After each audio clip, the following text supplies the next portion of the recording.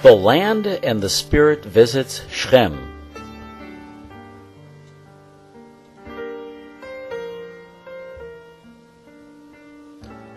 From Tiberias, we turn southward and journey to the city of Shechem, which is situated right in the center of Israel. Located approximately 40 miles north of Jerusalem, Shechem lies in a strategic position at a junction between two ancient commercial roads. One linking the Sharon coastal plain to the Jordan Valley, the other linking the Galilee in the north down south through the mountains to Judea. Over the ages, Shechem has been a commercial center due to its position in the middle of vital trade routes.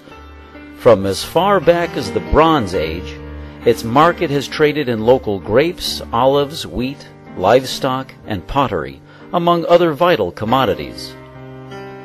Archaeological evidence indicates that the city was razed and reconstructed up to 22 times throughout the ages.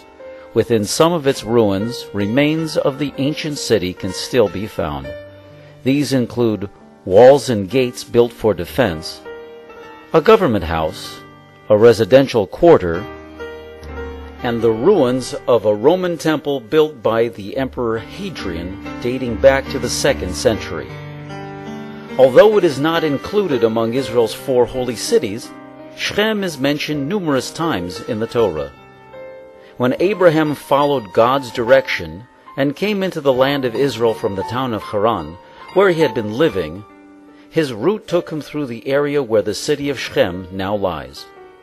The Torah says that it was there in Shechem where God told Abraham that he would give the land of Israel to his descendants, the Jewish people. Abraham acknowledged the gift by building an altar to God. The 13th century mystic and sage, Rabbi Moshe ben Nachman, known as Nachmanides, taught that this step was the beginning of the Jewish people's possession of the land. Later on, the Torah details how Jacob actually purchases land at Shechem for 100 silver coins, the second legally purchased foothold of the Jewish people in Israel. The area was also the site of a battle in which Jacob's sons overwhelmed the inhabitants of Shechem after one of their leaders had defiled their sister, Dinah. Jacob's son Joseph, who was the viceroy in Egypt, commanded that his remains be brought back to the Holy Land for burial.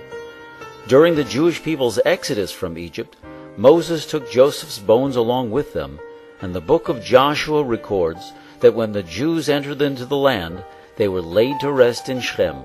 Joseph's tomb has been a holy place ever since. The 2 mountains around Shechem, Har Gerizim and Har Eval, were host to a major ceremony to mark the Jews' entrance into their land. God's blessings were invoked for all who would follow the covenant.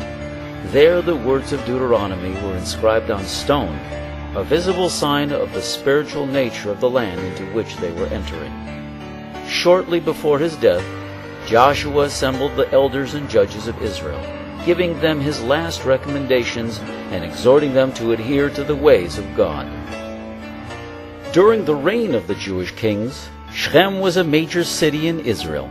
Close to Jerusalem and centrally located, it was the place where the nation met to crown Rehoboam, the son of Solomon, as king. The meeting ended in disaster, with the 10 northern tribes seceding to make their own kingdom under Yerovam.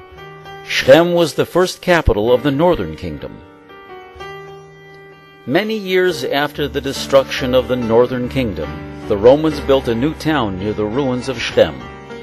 They called it Flavius Neapolis, the new city of Flavius. When Arabs conquered the region in the 7th century, Neapolis became, in the Arabic pronunciation, Nablus, a name still in use today. In October 2000, after the Israeli army withdrew from Nablus in response to rioting, the synagogue at Joseph's tomb was destroyed. To date, it has not been rebuilt, and today Nablus is not a place where any Jew can walk safely.